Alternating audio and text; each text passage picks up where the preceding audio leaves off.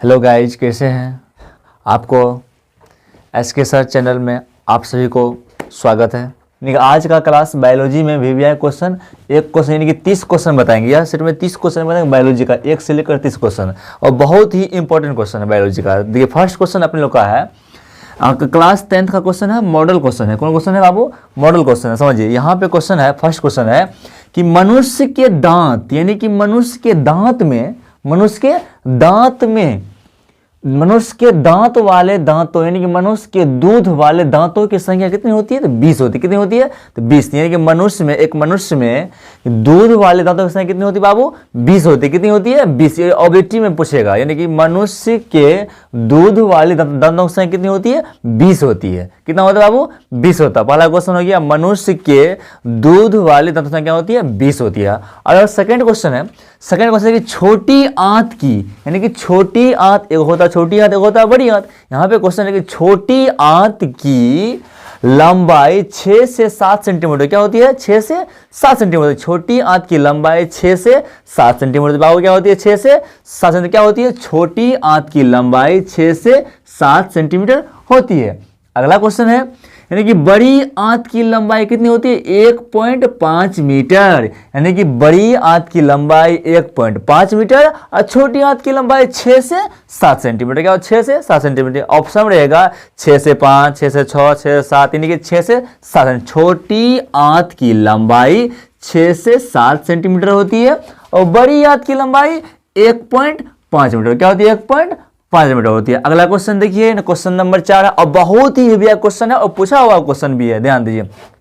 कहते एक मनुष्य, यानी क्या कहने का मतलब क्वेश्चन है कि यकृत का वजन, यानी कि मनुष्य के यकृत का वजन 1.5 यानी कि 1.5 से लेकर 2 kg का होता है। कितना होता है? 1.5 से लेकर 2 kg का होता है। मनुष्य के यकृत है, मनुष्य के यकृत का वजन कितना होता है? 1.5 से 2 kg तक होती है। मनुष्य कितना होती है? 1.5 से 2 kg तक होती है। अगला क्वेश्चन है कि एटीपी, यानी कि मनुष्य एटीपी का पूर्ण रूप मतलब क्या? पूरा रूप, यानी कि एटीपी का पूर्ण रूप एडिनोसिन ट्राइफॉस्फेट, यानी कि एटीपी का पूरा रूप होता है, पूर्ण रूप होता है एडिनोसिन ट्राइफॉस्फेट। यानी कि बहुत ही विवेक क्वेश्चन है, यानी कि एटीपी का पूर्ण रूप क्वेश्चन पूछेगा, यानी कि एटीपी का पूर्ण रूप क्या होता है? तो एडिनोसिन ट्राइफॉस्फेट। क्या होता है? Adenosine triphosphate. बहुत ही विवेक क्वेश्चन है, आगे ध्यान दीजिए। अगला क्वेश्चन, मनुष्य में, यानी कि मानव मनुष्य जो है, मनुष्य में मुख्य श्वसन अंग क्या होता है? तो फेफड़ा। क्या होता है? फेफड़ा। लेकिन मनुष्य के श्वसन अंग क्या होता है? तो फेफड़ा। क्या होता है? फेफड़ा। यानी कि मनुष्य में मुख्य श्वसन अंग फेफड़ा होता है। अगला क्वेश्चन है कि एटीपी के तुल्य ऊर्जा मुक्त का मान कितना होता है? 30.5 किलो जूल पर मोल। यानी कि एटीपी के तुल्य ऊर्जा मुक्त का मान होता है 30.5 किलो जूल पर मोल होता है। उसके बाद अगला क्वेश्चन देखो बाबू, यानी कि ग्लूकोज में कार्बन का कितना अणु होता है? तो 6। क्वेश्चन पूछेगा ग्लूकोज में, यानी कि ग्लूकोज में कार्बन का अणु कितना होता है? तो 6। कितना होता है बाबू? 6 होता है। यानी ग्लूकोज में कितना अणु होता है? 6 अणु होता है। अगला क्वेश्चन है, यानी कि पत्तियों में गैसों का आदान प्रदान किसके द्वारा होता है? तो रंध्र के द्वारा। किसके द्वारा होता है? रंध्र। यानी कि पत्ताओं के ऊपर में छोटा छोटा छिद्र होता है, उसकी क्या बोलते हैं? रंध्र। क्या बोलते हैं? रंध्र। यानी कि पत्तियों में गैसों का आदान प्रदान किसके द्वारा होता है? तो रंध्र के द्वारा। किसके द्वारा बाबू होता है? तो रंध्र के द्वारा पत्तियों में गैसों का आदान प्रदान रंध्र के द्वारा होता है। अगला क्वेश्चन है कि तेलचट्टा, यानी कि बहुत ही विवेक क्वेश्चन है और पूछा हुआ क्वेश्चन है और मॉडल क्वेश्चन भी है। यानी कि तेलचट्टा में 10 जोड़े श्वास रंध्र पाए जाते हैं। यानी कि तेलचट्टा में कितना पाया जाता है? 10 जोड़ा श्वास रंध्र। यानी कि तेलचट्टा में 10 जोड़े श्वास रंध्र पाए जाते हैं। अगला क्वेश्चन है कि रात्रि में, कहने का मतलब रात में, यानी कि रात्रि में प्रकाश संश्लेषण, यानी कि रात्र में प्रकाश संश्लेषण की क्रिया नहीं होती है। यानी कि रात में क्वेश्चन पूछेगा प्रकाश सांसने की क्रिया कहाँ होती है, कब होती है, दिन में, रात में, दिन रात दोनों में। तो क्या बोलिएगा कि रात में प्रकाश संश्लेषण की क्रिया नहीं होती है। कब होती है, दिन में। कब होती है बाबू, दिन में। दो क्वेश्चन आ गया, यानी कि प्रकाश संश्लेषण की क्रिया रात में नहीं होती है, तो क्या मतलब दिन में होती है। अगला क्वेश्चन है, जाइलम की कोशिका क्या होती है, मृत। जाइलम की कोशिका मृत होती है और फ्लोएम कोशिका जीवित होती है। तो यहां क्वेश्चन है, ऑब्जेक्टिव पूछेगा कि जाइलम कोशिका होती है, तो जाइलम कोशिका होती है मृत जीवी, और जाइलम को क्या बोलते हैं, जल संवाहक उत्तक भी कहते हैं। ऑब्जेक्टिव में पूछता है और पूछा हुआ भी है कि जाइलम को जल संवाहक उत्तक के नाम से भी जाना जाता है, यानी कि जाइलम को जल संवाहक उत्तक के नाम से भी जाना जाता है। अगला क्वेश्चन है कि फ्लोएम की कोशिका क्या होती है, जीवित। आपको पहले बता चुके हैं, जाइलम कोशिका होती है क्या, जाइलम कोशिका होती है मृत और फ्लोएम कोशिका होती है जीवित। और अगला क्वेश्चन है, बहुत ही बढ़िया क्वेश्चन और बिहार मॉडल क्वेश्चन है, यानी कि वाष्पो उत्सर्जन का स्थल क्या होता है, पत्तियों। यानी कि वाष्पो उत्सर्जन का स्थल किसमें होता है, पत्तियों होता है। किसमें होता है, पत्तियों में। यानी कि वाष्पो उत्सर्जन की स्थल किसमें होती है, पत्तियों में होता है।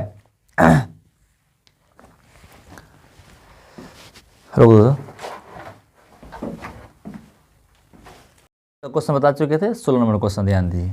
16 नंबर क्वेश्चन है कि रक्त यानी ब्लड, रक्त यानी ब्लड, यानी कि रक्त का पीएच, पीएच मतलब होता है पावर ऑफ हाइड्रोजन। क्या होता है, पावर ऑफ हाइड्रोजन। केमिस्ट्री में भी है कि पावर ऑफ हाइड्रोजन, पीएच का पूर्ण रूप क्या होता है, पावर ऑफ हाइड्रोजन। तो यहाँ क्वेश्चन है कि रक्त का पीएच मान कितना होता है, 7.4, यानी कि 7.4 होता है। यानी कि रक्त का पीएच मान 7.4 कितना होता है, 7.4। यानी कि एक मनुष्य में रक्त का पीएच मान 7.4। बहुत ही वीवीआई क्वेश्चन और अभी पूछने की संभावना और पूछा गया भी है और पूछ करेगा।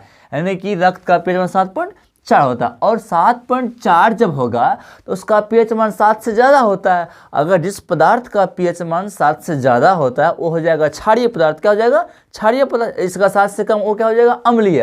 और जो 7 रहता है वो होता है क्या, उदासीन। तो यहाँ कह रहा है कि 7.4 जो होगा तो यह पदार्थ क्या होगा, ऑटोमेटिक क्षारीय होगा। क्या होगा बाबू, ऑटोमेटिक क्षारीय होगा। तो रक्त का पीएच मान 7.4 होता है और रक्त पदार्थ जो है ऑटोमेटिक क्षारीय होता है। क्या होता है, क्षारीय पदार्थ होता है। क्लियर कीजिए, यानी कि रक्त एक क्षारीय पदार्थ होता है। रक्त का पीएच मान 7.4 होता है। अगला क्वेश्चन है, बहुत ही क्वेश्चन है, यानी कि प्लाज्मा में कुल रुधिर यानी कि रक्त का प्रतिशत कितना होता है, 50 से 55% होता है प्लाज्मा में रुधिर की मात्रा। यानी कि प्लाज्मा में रुधिर की मात्रा 50 से 55% होती है। प्लाज्मा में किसकी मात्रा, रुधिर की मात्रा। अगला क्वेश्चन है, ध्यान दीजिए, यानी कि प्लाज्मा किस रंग का होता है, प्लाज्मा पीले रंग का चिपचिपा द्रव होता है।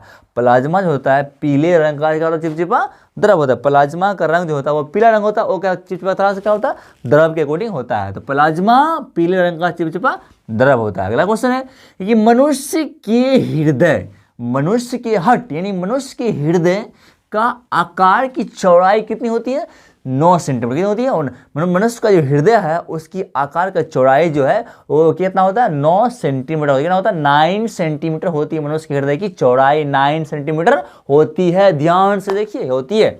अगला क्वेश्चन है कि मनुष्य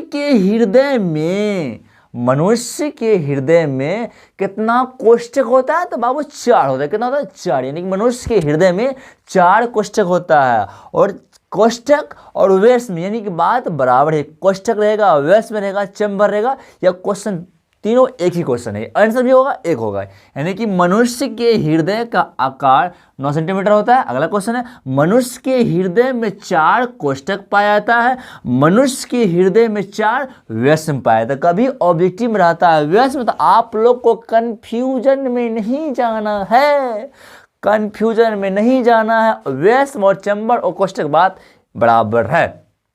यानी कि मनुष्य के हृदय में 4 कोष्ठक पाया जाता है, मनुष्य के हृदय में 4 व्यास में पाया जाता है। अगला क्वेश्चन है, बहुत ही बढ़िया क्वेश्चन है, यानी कि एस ए नोड को पेस मेकर के नाम से भी जाना जाता है। यानी कि एस ए नोड को किसके नाम बाबू ने जाना जाता है, तो एस ए नोड को पेस मेकर के नाम से भी जाना जाता है। यानी कि एस ए नोड को पेस मेकर के नाम से भी जाना जाता है। यानी कि एस ए नोड एक प्रकार का तंत्रिका उत्तक होता है। यानी कि ऐसे नोड एक प्रकार क्या होता है, तंत्रिका उत्तक। जब उत्तक पूछेगा तो ऐसे नोड एक प्रकार का तंत्रिका उत्तक है, और ऐसे नोड को एक प्रकार तंत्रिका उत्तक है, और ऐसे नोड को पेस मेकर के नाम से भी जाना जाता है। समझ रहे ना बाबू, कोई दिक्कत नहीं ना, इसको ध्यान से देखिए। अगला क्वेश्चन है ईसीजी, यानी कि ईसीजी का पूर्ण रूप यानी कि पूरा नाम इलेक्ट्रोकार्डियोग्राम। यानी कि ईसीजी का पूरा नाम होता है इलेक्ट्रोकार्डियोग्राम के नाम से भी इसको जाना जा सकता है। यानी कि ईसीजी का पूरा नाम ऑप्शन में रहेगा और पूछो करेगा। यानी कि ईसीजी का पूरा नाम इलेक्ट्रोकार्डियोग्राम होता है। यानी कि ईसीजी का पूरा नाम क्या होता है, इलेक्ट्रोकार्डियोग्राम होता है। अगला क्वेश्चन है किडनी की लंबाई, यानी मनुष्य के किडनी की लंबाई जो होती है, किडनी वृक्क, यानी कि मनुष्य के वृक्क की किडनी की लंबाई होती है 10 सेंटीमीटर। कितना होता है, 10 सेंटीमीटर। मनुष्य की किडनी की लंबाई होती है 10 cm, यानी कि 10 सेंटीमीटर होती है मनुष्य की किडनी की लंबाई। अगला क्वेश्चन है कि आनुवांशिकता बहुत ही विविया क्वेश्चन और आसान से आसान क्वेश्चन और विविया क्वेश्चन और बिहार बोर्ड में फिक्स है 2022 के पूछबे ठोक करेगा, 22 के फर्स्ट सिटिंग में पूछेगा, फिक्स है पूछेगा। तो इस चैनल को अपने ध्यान से पढ़िए, ध्यान से गौर से देखिए कि आनुवांशिकता के जनक ग्रेगर जॉन मेंडल को कहा जाता है। यानी कि आनुवांशिकता के जनक किसको बोलते हैं, ग्रेगर जॉन मेंडल को कहा जाता है। कभी कतल ऑप्शन में आता है कि आनुवांशिकता के पिता किसको बोलते हैं, तो ग्रेगर जॉन नहीं रहेगा, सीधा रहेगा मेंडल साहब। तो क्या होगा, मेंडल साहब, बात बराबर है। यानी कि आगे में जब नहीं दिया गया है ग्रेगर मतलब मेंडल तो दिया गया है, तो वही आंसर हो जाएगा ग्रेगर जॉन मेंडल साहब। आनुवांशिकता के पिता कौन है, ग्रेगर जॉन मेंडल साहब। अगला क्वेश्चन है कि मेंडल साहब ने किस पौधा पर प्रयोग किया था, मटर के पौधा। कौन आपको किया था, मटर के पौधा पर मेंडल साहब ने प्रयोग किया था। मेंडल साहब ने मटर के पौधे पर प्रयोग किया, मटर के पौधा पर प्रयोग किया। नर युग्मक और मादा युग्मक, यह जनन चैप्टर से लिया गया क्वेश्चन है। यानी कहने का मतलब क्वेश्चन बहुत बढ़िया क्वेश्चन है कि नर युग्मक और मादा युग्मक के संयुग्मक को क्या बोलते हैं, निषेचन। यानी कि नर युग्मक और मादा युग्मक के जो बीच संबंध होता है उस संबंध को क्या बोलते हैं बाबू, निषेचन। क्या बोलते हैं, निषेचन, रिप्रोडक्शन। यानी कि नर युग्मक और मादा युग्मक बोलते हैं निषेचन। यानी निषेचन मतलब रिप्रोडक्शन नहीं हो, रिप्रोडक्शन चैप्टर का यह क्वेश्चन लिया गया है कि नर युग्मक और मादा युग्मक को निषेचन कहते हैं। लास्ट क्वेश्चन है, गौर से देखिए, वीडियो को अंत तक आप लोग देख लिए हैं और आगे ये लास्ट क्वेश्चन है उसको भी ध्यान से देखिए। अगला क्वेश्चन है कि 22 जोड़े क्रोमोसोम को, 22 जोड़े क्रोमोसोम को किसके नाम से जाना जाता है, तो 22 जोड़े क्रोमोसोम को ऑटोसोम के नाम से जाना जाता है। ऑटोसोम कहते हैं, क्या कहते हैं बाबू, ऑटोसोम कहते हैं। 22 जोड़े क्रोमोसोम को ऑटोसोम कहते हैं। इतना क्वेश्चन को सही तरीका से 30 क्वेश्चन को देख लीजिएगा। आपका बायोलॉजी क्वेश्चन आगे भी वीडियो आते रहेगा, आप लोग यह चैनल से जुड़ते रहिए।